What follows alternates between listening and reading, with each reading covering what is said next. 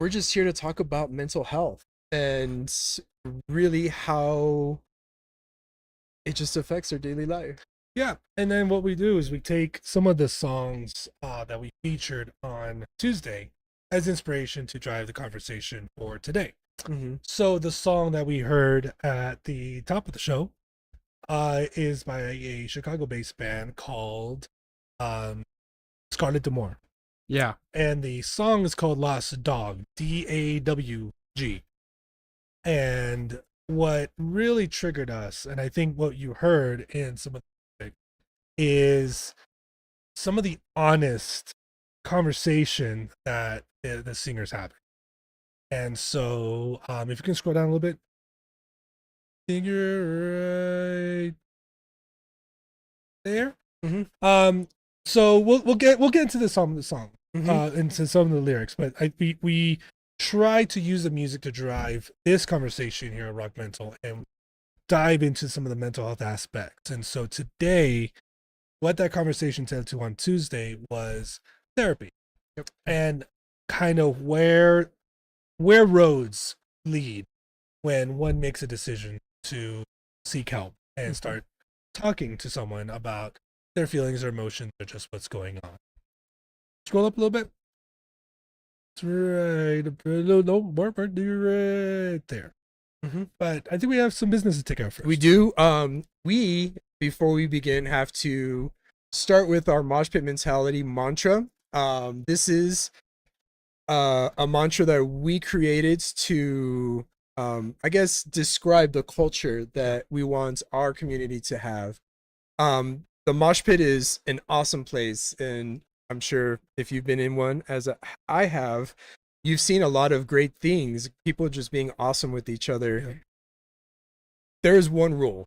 I think we all know the rule. Yeah. If somebody falls, you just pick them up. Doesn't matter what they look like, doesn't matter who they love, how they voted, what shirt they're wearing. You just put your hand out and you help them up. Yep. And make sure they're okay. And that's it. And this is where our mosh pit mentality mantra comes from. So those of you on chat, put those horns up. We're going to put our horns up over here. And you put your horns up over there, wherever you're watching this, and repeat after me. If you hit the ground, put your hand up. Put your hand up. If you see a hand up, put your hand out. Put your hand out. Ask. Answer. That's how we rage to see another show. Nobody moshes alone. That's right. Nobody moshes alone.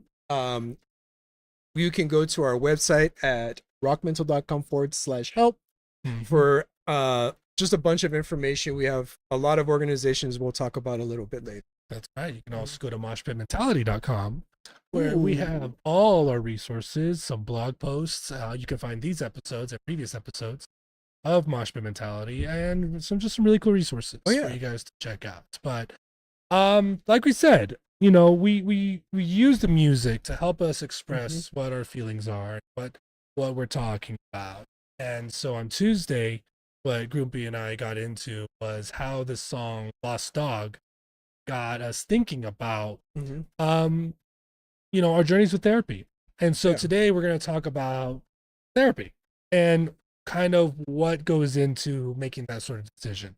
The reason why this song reminded me is because, just like you said, like the song isn't sad, but it's not happy. But what I pointed out was how Scarlett Demore, or singer, is speaking very matter of fact. So the lyric goes, I've woken up so many times from this godforsaken bed, wishing I could be anything other than me. Yeah. And the way she sings it, it's not sulking. It's not like, you know, in a desperate thing. She's singing it very matter of factly. Almost flat. Yeah. Just here's what I feel. Just no bullshit. Just here's what's going on. And to me, that reminded me of the kind of speech, is kind of words I use when I'm going through my session. You know, it's direct, but also I want to describe what I'm feeling in detail. And that's what it is. It's a lot of times, you know, therapy gets depicted as this, you know, people are bawling and they're just so sad and there's, you know, whatever. Or it's just like this flush of emotion. And it's really not. or even when to seek therapy. Yeah. So like the song is not sad or happy. I've been there. Yeah. I mean, depression sucks, but it kind of just sucks all the emotion out of your life. Yeah. So, you know, you don't want, you get out of bed wishing that you were somebody just completely different in a different life. Yeah. I think a lot of us have been there. Yeah. It's one of those, I think, looking back, at least in my journey, I've felt that. Yeah. And those were probably times I needed to talk to someone. Yeah. And for a long time I didn't. So from what I got from this song was that, but also just kind of reminding me that I was there at one point and I know how that feels to not feel anything. Yeah. Exactly. And I think that's another important thing to do, to realize. So if you're out there and you're thinking about therapy, if you're thinking about, okay, maybe I should talk to someone, it's important to understand kind of like where you are in your journey, right? Like you just mentioned. And, you know, a lot of times people think that, you know, kind of like a, you know, physical health. Yep. Like I'm only going to see the doctor if I'm like bleeding. Yep. I'm only going to see Guilty. the doctor if like my, you know, I cut my finger off or something, right? And I think a lot of people approach therapy the same way. Like they'd say like, okay, I'm not going to go see a therapist until I'm like emotionally a wreck. Like I can't stop crying. Yeah. And that's kind of a bad stereotype, right? Yeah. And you know, some people think that you have to wait to experience just something very traumatic. Yeah. Or lose somebody very close to you. Yeah. I think we see that a lot in media too. Like it's just this thing that you talk about these huge problems. But really it's not that. It's more so the little stuff that you talk about. It's the day-to-day stressors and things like that. For me at least, you know, there was big stuff I had to take care of and deal with, but the little stuff, like how you talk to yourself, how you treat yourself. What's the first thing you do in the morning? What's the last thing you do at night? Yeah. It's creating good habits to stop those bad thinking patterns from forming. Yeah, exactly. And I think you put it well, you know, at the beginning is like, it's not necessarily waiting until you feel sad. It's to a point, maybe you don't feel anything at all. Exactly. Which a lot of people don't realize that's a sign of depression. Yep. You know, depression isn't just feeling sad all the time. It's a lot more complicated than that. And I think that's what people kind of miss in this whole conversation is, you know, depression feels different to everybody. You know, and just because you're not crying all the time or not because you're in a state of despair doesn't mean you're not depressed, you know? True. So saying all that, we talk a lot about the show. We talked a lot about how all of us, all four of us are in therapy and that therapy works, right? And so I think right now what we want to do is kind of go dive deeper into that and talk about the reasons why we chose therapy and some of the things that we get out and how we started that journey. So that way you all have some information and resources that, you know, maybe you could use to maybe talk to yourself, talk to some loved ones and see what happens there. So I think I want to start off in a question for you, Mr. Mayhem. Okay. Why did you choose therapy? That's a very interesting question. So I had gone through quite a bit. I put myself through quite a bit. And you know, I just kind of accumulated a lot of trauma in my early adulthood. And a lot of that was I did it to myself, just making bad decisions. Yep. But I experienced a lot of first responder trauma when I was in the Army. And at the same time, a lot of events in my personal life that just weren't going well. And starting to develop symptoms of something I didn't understand. So I didn't go to therapy. I started drinking. Yeah. And going through cabinets to pills to, you know, maybe feel something. And I did that for a few years, and I thought I was doing a good job of coping or handling, but it wasn't. No, No. it was very clear there was something very wrong. Yeah. And it wasn't until after the fact that I realized that, my mom was hiding my liquor bottles, and Yep. I remember this. yep. Yep. And it really was looking back, it was very clear that I had a problem that I wasn't sure of. But for me, it was my wife, Miss Mayhem. Oh, yes. And she gave me an ultimatum. Basically, she said, if you want to be with me, you're gonna have to fix this, because whatever this is, it's not right. Yeah. So okay, let's give it a shot. And honestly, it was a little rough to start. It's not easy sometimes, but it honestly changed my life. I think back to those most desperate times when I was just dying for a drink, just the touch of a human being, or just to not feel bad. Yeah.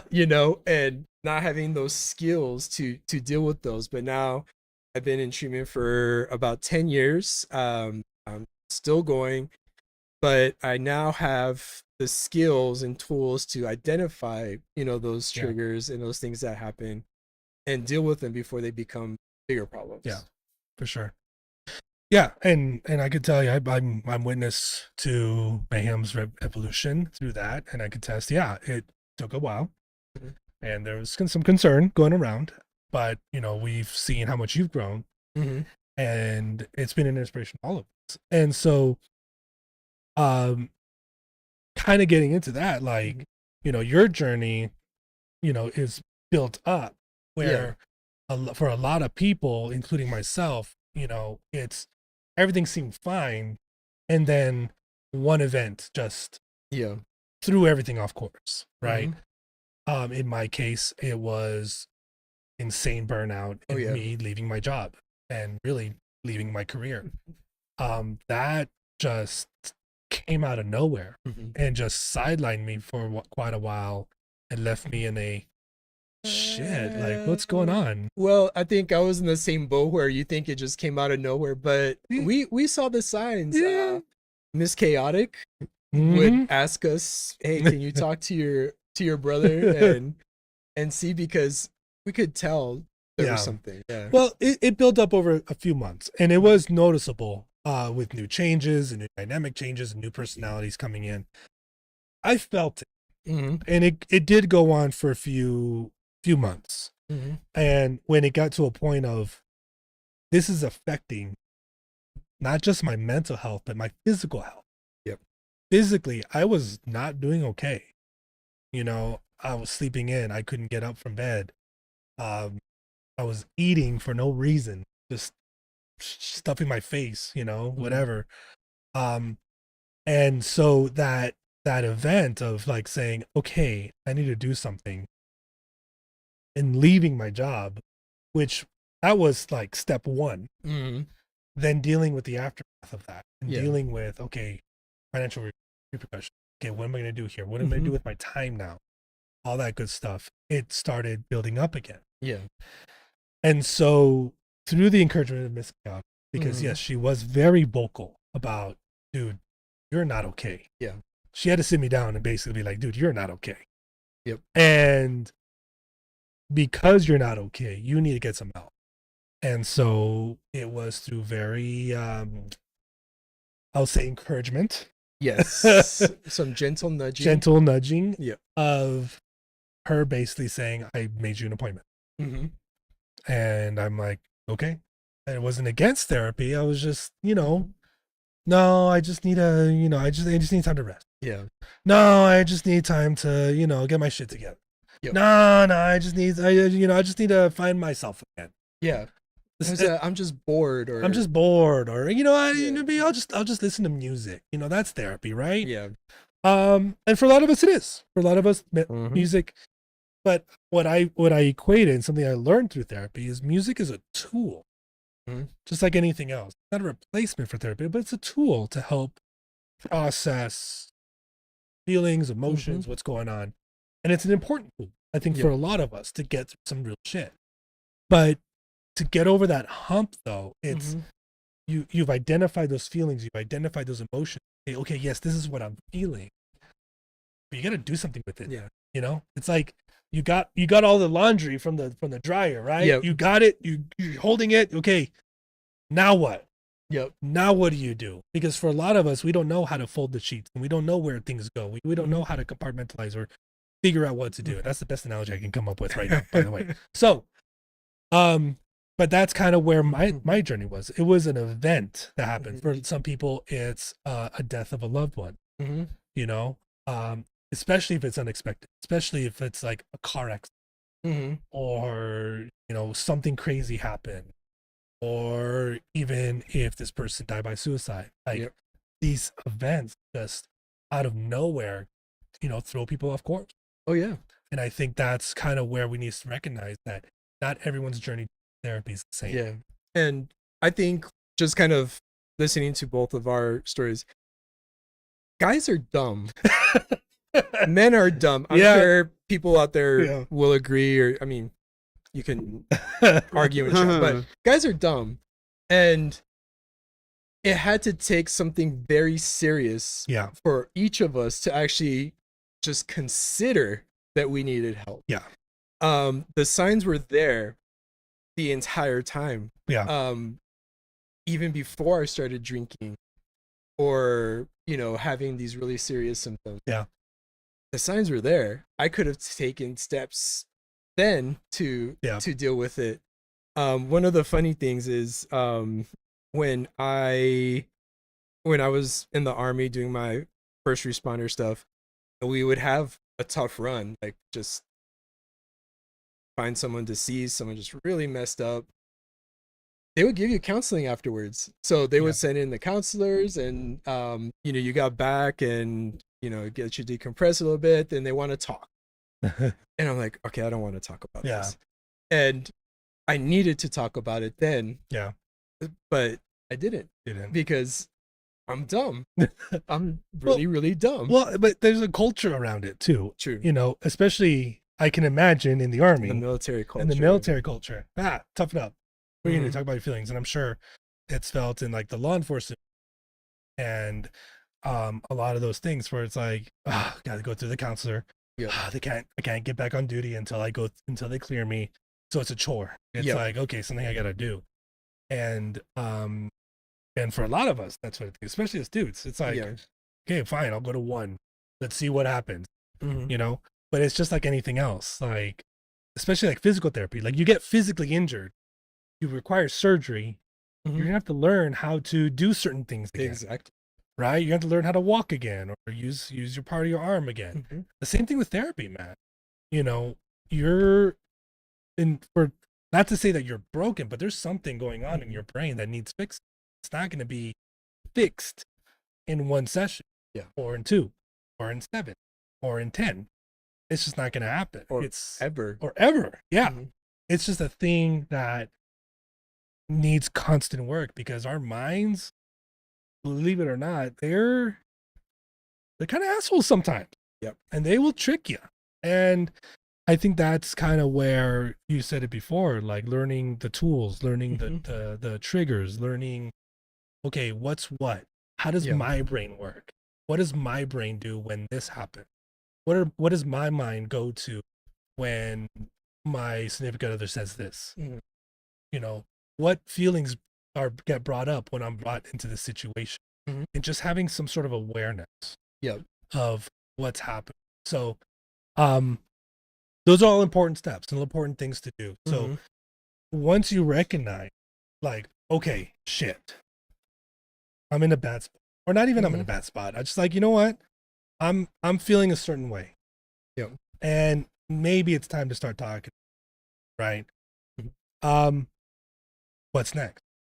Yeah. So I don't know, man. It's a little bit different for everybody. Some people are kind of forced into it. Some people are gently nudged into it, and some people go in themselves. That would probably be mostly women because women are smart. But I think first off, identifying that there's a problem is probably Yeah. the hardest thing, because men, we're dumb and proud and wants to be that image of strength, I guess, for our Yeah. family. That was something that I struggled with. Yeah.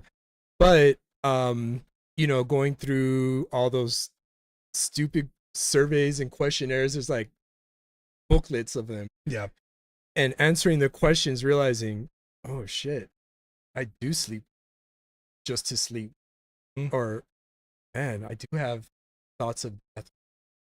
Or I do have panic. That is a panic attack that I had. I think it really made me realize that there's something. Yeah. And it took a lot of nudging to get there. But really, it was that questionnaire that was like, okay, now there's no reason for you to avoid this. There's definitely something. Yeah. And assessments are interesting too, because like, a lot of times when you do go to the doctor, even if you go to like your primary doctor, and they talk about how you've been feeling and how you've been, oh, I've been tired. Yeah, I can't see myself to get out of bed. And sometimes then they'll trigger, well, let's have you do this. And I think a lot of times, especially for those like me, with my ADHD journey, I wasn't formally diagnosed until I was like 32. I was a grown ass adult, and honestly, when you look at the statistics, more than half of Americans who are diagnosed with ADHD were diagnosed as adults. So a lot of times when you see resources for ADHD, it's geared towards kids. Yep. How to help your child through ADHD, how to help them with attention, how to help them. But, for adults, there's not a lot of resources. Nope. And so when I got my formal diagnosis and they finally said, okay, you know what? Yeah, you absolutely, I did a questionnaire and Miss Chaotic did a questionnaire. And I remember talking to the therapist. They're like, yeah, there's like no question, bro. Like you got it. You got it bad, Yep. And for a lot of people, it was like this aha, like, finally my life, makes sense. Finally. Okay. And that's not my fault. And I remember thinking to myself, shit, man, what do I do now? Yep. And so instead of doing the smart thing and, start thinking about what I can do, and start thinking about, okay, maybe I can look into cognitive behavioral therapy. Maybe I can look into talking to someone about how this shows up. I did the exact opposite and said, no one can know. Yep. I can't let anyone know that there's anything wrong with me. We knew there's everyone. Actually, my first, I remember I was in college and we were taking like a sensitivity training with the disabled students, or the student services department for the disabled students, or students with disabilities. I'm sorry. And they're doing sensitivity training and they talked about ADHD. They're like, oh yes, these students do this. I do that. And these students have trouble doing this. I have trouble doing it. And these students typically fall asleep and I'm there yawning. Yeah. Oh shit. Okay, that was like my first hint. Yep. But a lot of times, just even getting that formal diagnosis, that's where people's journey starts. Yep. And they can hint and think and like say, yeah, I have ADHD, haha, yeah, I get distracted a lot, haha. But it's not until you see it on paper and say, have diagnosis, attention deficit hyperactivity disorder, you're just like, okay, it's real now. Yep. That was very similar for me, both with bipolar and PTSD. Bipolar, I had been diagnosed several times before I started treatment. Yeah. And PTSD, I was already in treatment. I was like, oh, let's just take care of it. But it really did take a little while to just accept that, yeah, there's something wrong. And maybe that's a barrier too. But I think one thing that I would recommend to anybody, even if you don't feel sad or depressed, you can go to Heads Up Guys. It's on our website, rockmental.com/help. Heads Up Guys is an organization that puts men in touch with therapists who are certified to help men. We're actually Yeah, professionals, not actual. We're just here talking about our problems. But they're actually therapists that do this. On their website, heads up, guys, they have a was it about 10-question Yeah, survey. Just answer honestly, and it'll tell you, okay, maybe there's something here, or maybe it's time to talk to somebody. yeah, And for me, as I'm filling that out, I filled it out. I've been in treatment for 10 years, and I'm Yeah. like, oh, okay. So bringing that up with my therapist next time. yep. But it's very enlightening just to take it. I mean, even if Yeah. you don't do anything and you want to take some time to, you know, accept that, it's just good to know. Yeah, exactly. And I think a lot of us, you know, once you've made that decision, or once, you know, especially for us, like, okay, what now?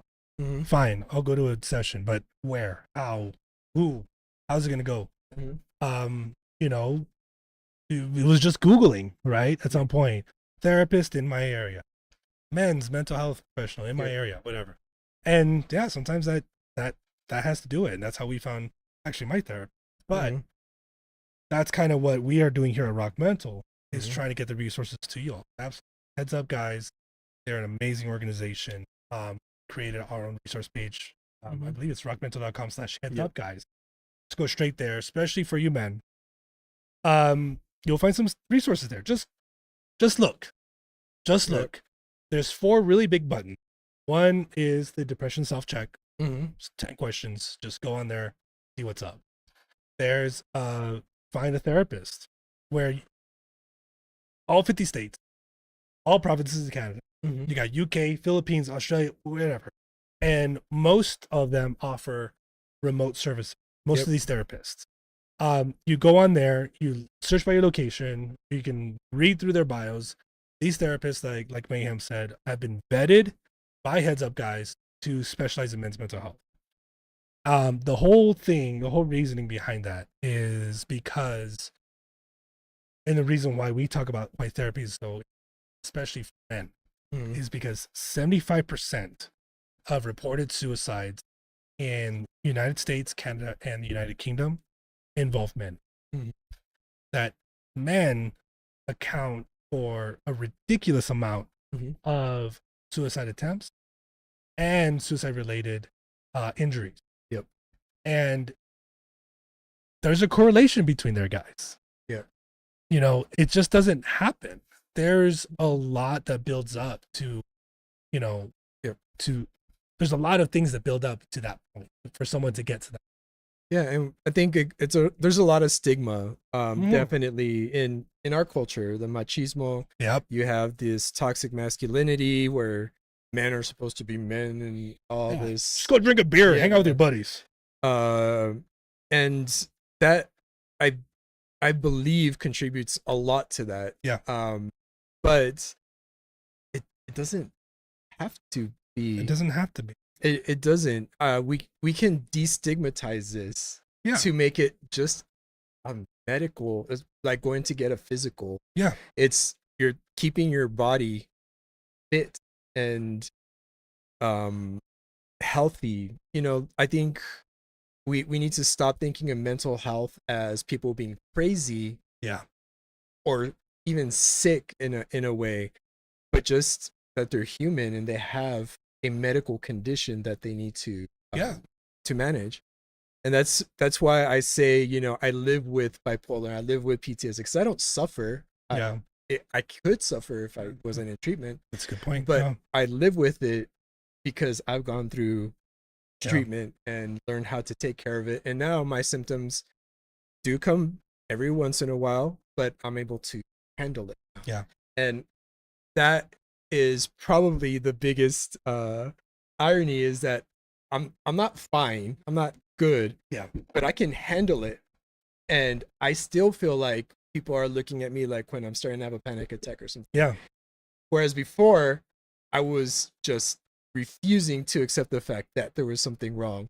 Oh no, that wasn't a panic attack. Oh, I stayed up because, you know, I had to write something, or That wasn't a nightmare. It was just, it was just a bad dream. Yeah. It wasn't a flashback. Oh, I was in panic. I had too much caffeine today. Exactly. There's always excuses, and now I'm like, okay, I had too much caffeine. Now I need to go do some sleep hygiene stuff and Yeah. not look at any screens for a while and try to relax. So it's weird. Yeah. Now that I've destigmatized mental health, in that it's just something I manage now. It's not a catastrophic diagnosis. I don't have cancer, knock on wood. Yeah.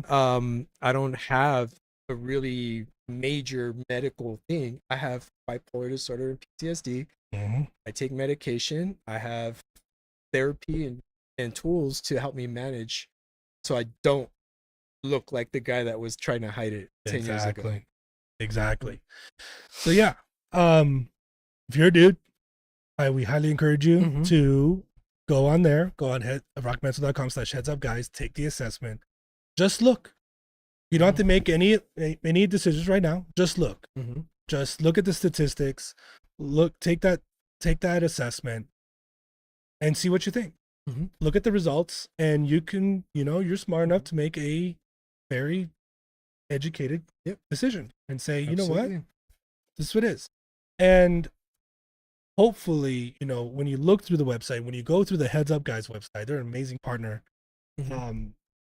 And, look through some of the resources. Hopefully, you'll learn a few things. You'll get comfortable with the idea and say, you know what, there's people in this world I need to be better for. You included, that you need to show up for yourself, that you need to love yourself, that you need to have some sort of relationship with yourself that isn't and that isn't negative all the time. Don't get me wrong, there's some times where I'm like, dude, you're a dumbass, man. Come on. Like, but that doesn't have to be the case all the time, and it's not easy either. It's not. So I think one of the biggest things that I hear from other people is, oh, I'm just gonna go see somebody, and then they go see somebody and they don't like them, and then they'll go. So instead of taking the battery of tests to see maybe there's something there, don't make the next step. See somebody, make it find treatment, and stay in treatment, because finding the right therapist is just as important as finding the right medication. And you go through a few. It's natural. The first few counselors I had recommended other counselors because they specialized in what I was going through. And there's never going to be a perfect fit, but there's somebody out there that has experience in dealing with what you're going through. So don't get discouraged if the first counselor, doesn't help you, or you don't like them. Doesn't work out. Bro, continue going. It's a medical condition. You continue finding the doctor or the treatment that's going to help you. It took me about 3 or 4 psychiatrists before I found the right one. And my symptoms improved dramatically. And in counseling, I got recommended to some really, really tough counseling, especially for PTSD. Probably some of the hardest stuff I had to do in my life. But it's night and day. If you all could see me 15 years ago, it was pretty bad. It was rough. It was pretty bad. It was rough. But don't get discouraged if it doesn't work out the first time. Don't get discouraged if they recommend a medication. I remember the word antipsychotic, and I was like, what the fuck are you trying to give me? Like, I'm not crazy, but after they explained what the medication does and how they think it's going to help me, then I'm like, okay, that makes sense. But we just need to destigmatize it. I think that's really the biggest thing with guys is, getting from I don't have a problem to, okay, maybe I need to talk to somebody is one thing, but regressing shouldn't be an option. Continuing to find that is important. Well, and in our culture, I mean, there is a sentiment of, us dudes coming in together and helping each other. Hey, man, I heard you're having a hard time. Let's go grab a beer. Let's go talk about Yep. That's a positive step. Well, I think what we can do then is when we do see our friends going through some tough time, they're going through, they got laid off from work, they're a divorce, they're going through some real shit. One of their loved ones died. Something's going on in life, or you just been noticing that they're off. Yep. You just, hey, dude, we need to talk. You know, we do that already. I think we do, you know, pretty good, better job than I think a lot of us take account for. It's just the then what? And then what? And then what? You know, because that one, you know, 6-pack that you share together, that's not going to cure it. Nope. That one, hey, let's go out and have some wings and hang out, watch the game, and you know, whatever. That's not going to fix them. Yeah. And I think that's kind of where we need to also empower ourselves and educate ourselves to help the men in our life. That way, when we do go for that beer and say, hey, you know what, man, I really think you should talk to me. Oh yeah, or pull up, heads up, guys, take this. Just real fast. Just real fast, take it. Let's just see what it says. Yeah. I think being a good friend sometimes means just having those tough discussions with the friend that you love. You know, like it being completely honest with somebody and saying, look, there's something wrong. Yeah, exactly. Is hard, but as guys, we do a lot dumber shit than going and seeing therapists. If we can go and jump off of roofs into pools or just do stupid stuff that you see on the internet a lot, you can take a test and go talk to somebody about, you know, what you're feeling. You can break into abandoned dorm rooms to find quarters. Yep. At 2:00 in the morning. Of course, I'm speaking generally. Break into concerts too. Because we can encourage that. We can encourage, hey, Ren, let's figure it out. I'm here with you. Let's figure it out. And you know, let's make that the normal. Let's make that. You know, we're almost there. You know, there's people in our lives that we care about and we want to see around. I think Big Mac, who we talked to from Embering Effigy, one of our favorite bands. We talked to him on Beyond the Pit. And if you have watched that episode, you can watch it, do this for future reference, because I'm going to put a card right here. Watch that episode because he has such an amazing viewpoint. You know, not only is he the badass bassist of a Southern thrash metal band, he's also a gravedigger. Ooh. So he deals and sees a lot of, you know, what people go through when they lose someone.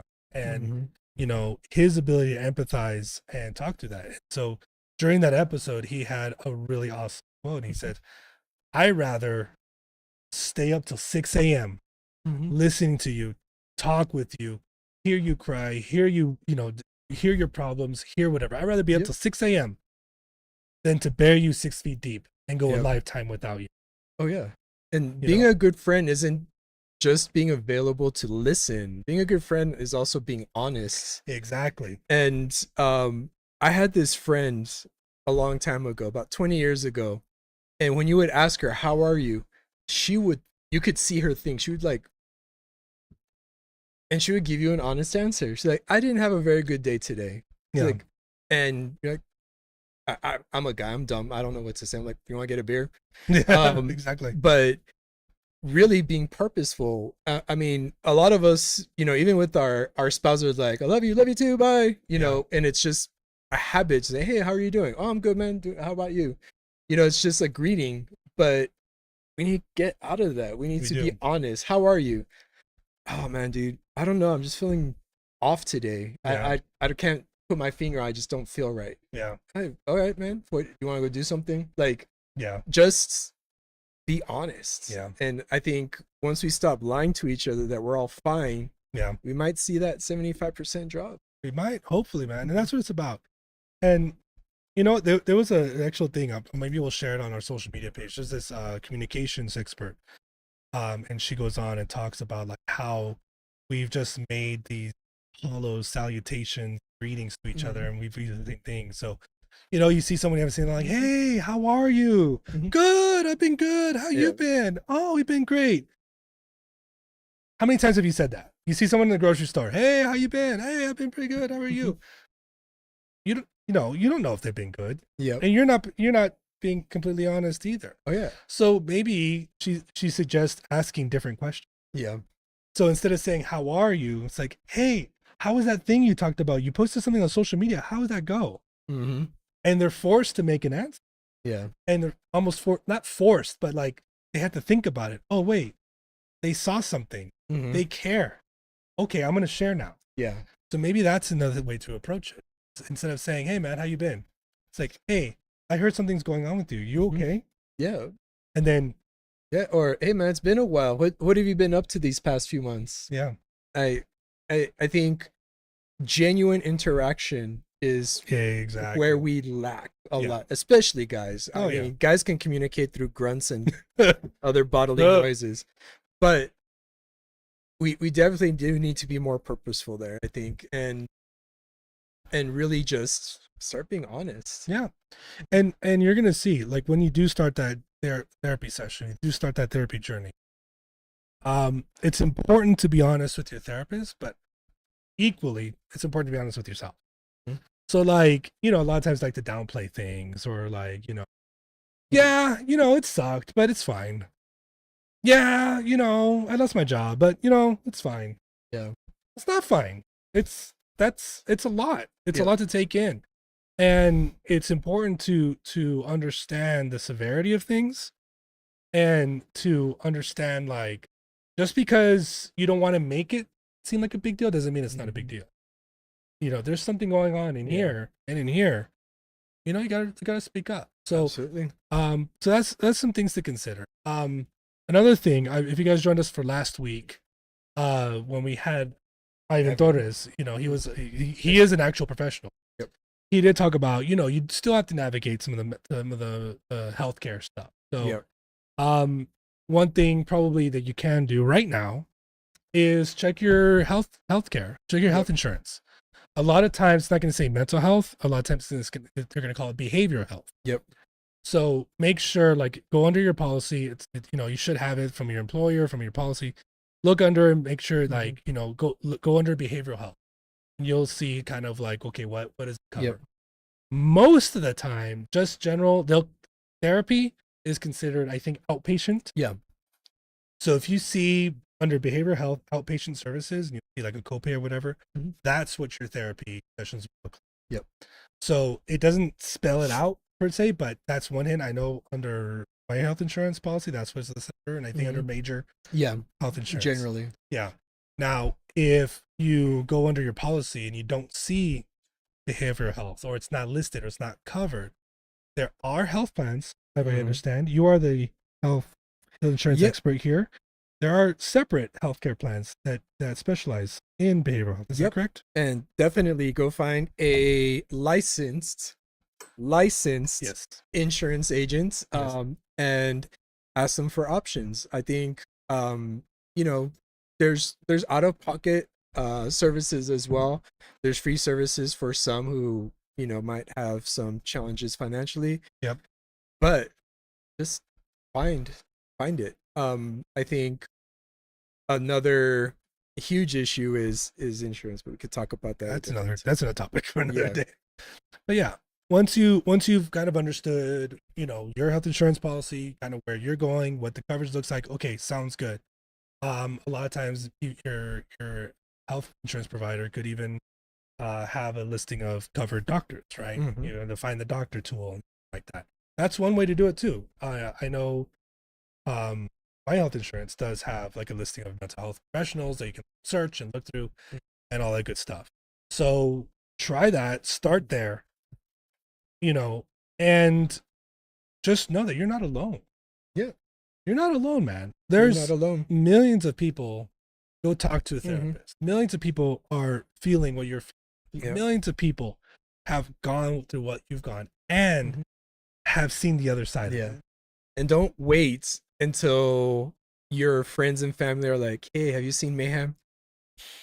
Yeah, he's not doing too good. Or, hey, I need to talk to you about chaotic. Yeah.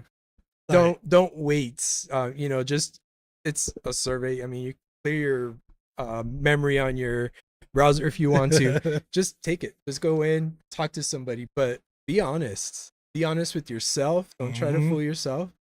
Don't try to fool your family or friends who are trying to help you, and definitely don't try to fool your mental health professional, Yep. because They'll they pick see up. through that. Definitely see through They're that. literally trained to do that. I'm sure they've seen it before. But I mean, the way you can go about it, throw on your favorite band, throw on that deepest song that you know, the one that hits you every single time, one that makes you, think internally about what's going on. Put that song on. Absolutely. Oh, yeah. Let yourself feel it. And that could be, the journey. I got a playlist for everything. I got a, in my feels. Yep. I got an exercise. I got a pissed off, like I'm just angry. Yep. Great Demise. I got a couple of their songs in that one. Rage Against the Machine. Just just energy. And then I have happy stuff, like stuff, probably not going to divulge, but just find it. Music is great because I mean I like to say, if you're feeling something or you're going through something, there's a song for that. There's a song, exactly. Somebody has gone through the exact same thing, and it is incredible when like we were listening to Bike Lanes. Yeah. Just how wise this young person is. Yeah. And you're like, what the? It's like, what the hell? So I added some Bike Lanes to my in my feels, and it's an incredible tool to help you realize, what you're feeling, but it's also not therapy to you. You definitely do need to. Well, it helps you recognize what's going on. So like a lot of people for example, Fade to Black by Metallica. Classic song. Oh, yeah. Amazing song. And a lot of people feel what James is talking about. Oh yeah. And he's not shy of talking about that song is about suicide. That song is about the feelings and emotions people feel before, thinking about it. And and there's tons of songs about that. And they don't sing it to glorify. They talk about it to make you aware that that's where those feelings can lead to. Yep. And to point out that, this is an issue that you need to address. And if this is what it takes for you to recognize that, then let's do it. But the next step is go talk to someone. Oh yeah. Because I think it is on all of us, everyone here, everyone watching, everyone in your family, everyone you work with, everyone that you talk with. It is everyone's job to ensure that everyone in your life, everyone in your circle doesn't feel alone, doesn't feel like suicide's enough. Absolutely. But like you said, the first step is we still got to say, fuck the stigma. Yep. Fuck the stigma. Yep. And if you or you know somebody who may need help, the fastest way to get help is just to dial 988. Some phones might have it loaded already. If you're in crisis or you just want to figure out how to find help, 988's the easiest way. On our website, Mosh Pit Mentality, we got messages from our artists. Some of our artists have shared their journey, hopefully to kind of break that stigma. But encourage you also to prioritize your mental health. We got our blogs on there. We talk about some of the real stuff that goes on. You can literally click a button on our webpage and it'll take you directly to 988. No need to dial or anything like that. But two resources that I think are really helpful for those of us who've gone through just really bad stuff. So you have Heads Up Guys. They're incredible. Men just are dumb when it comes to mental health. They've made it very easy. There's Stack Up. It's an organization that helps promote mental health for veterans. Veterans are 1.5 times more likely to commit suicide than non-veterans. That's right. And we have Helping Survivors. Helping Survivors is an organization that gives or helps provide information for survivors of sexual abuse and sexual assault, and potentially offer some legal assistance. But more than anything, just get in and talk with a mental health professional, not your favorite mental health podcasters. Or I mean, you can talk to us, but we're gonna tell you, go see a therapist. Go see a therapist. Or just tune in, listen to some great music, and keep engaging with us. Here to help. Yeah. And hey, if you want to reach out, man, you want to tell us your story, you want, looking for a community, looking for solidarity, that's what we're here for. You can hit us up on Instagram, TikTok, Facebook, whatever. We've had plenty of people DM us. We had plenty of people comment in our posts about what they've been going through and what they've been us, and we're all here for it, man. That's what our community's for. This is the mosh pit. We help each other out. That's what what RockMental was established.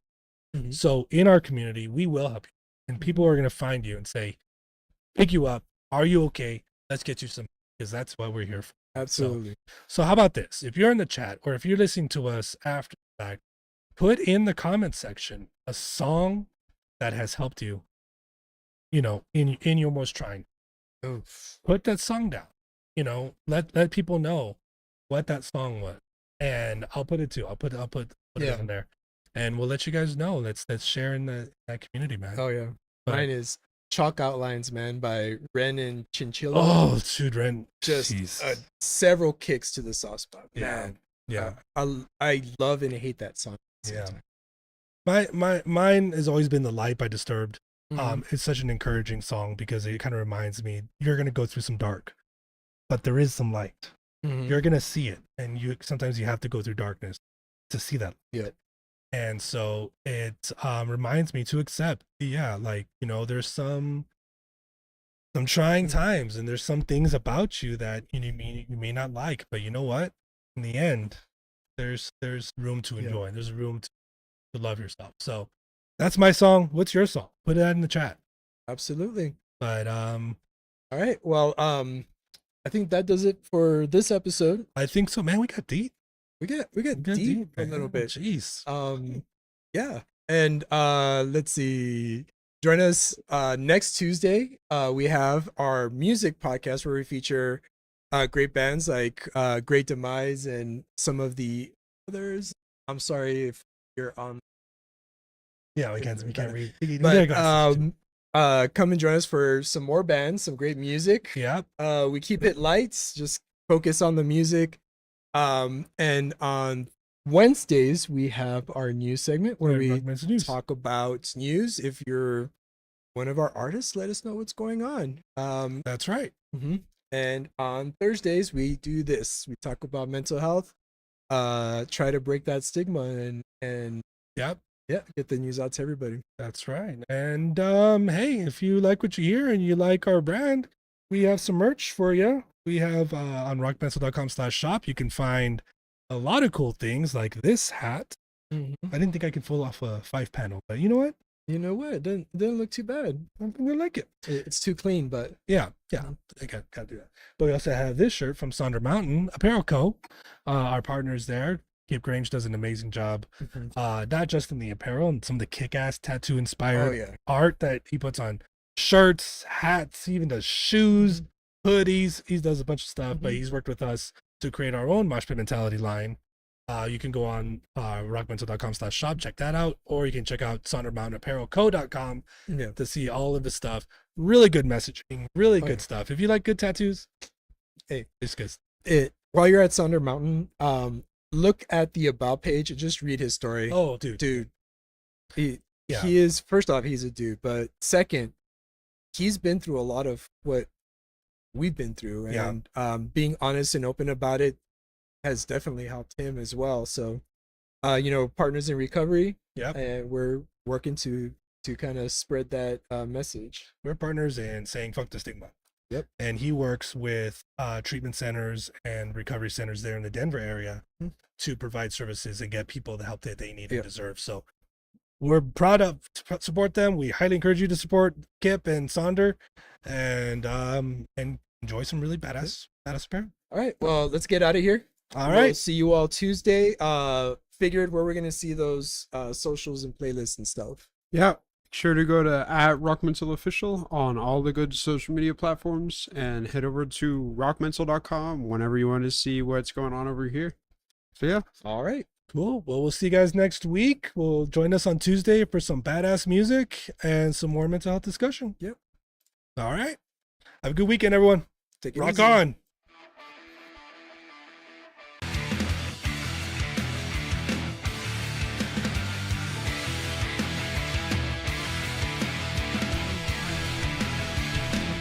Floridian.